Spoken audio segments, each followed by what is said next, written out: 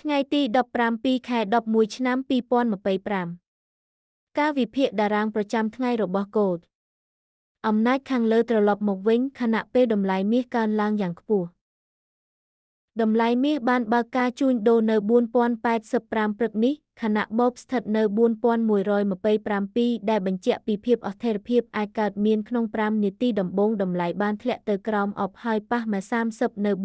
4073និងខឺ1នៅ4069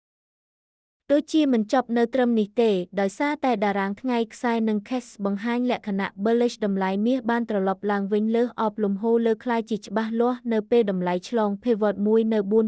4098និងបង្កើត curve មួយនៅ4101 pivot មួយគឺជាចំណុចសម្រេចសំខាន់បំផុតសម្រាប់ថ្ងៃនេះបើតម្លៃមាសនៅលើ pivot មួយនោះនឹងបន្តឡើងដល់ curve ពីប្រហែល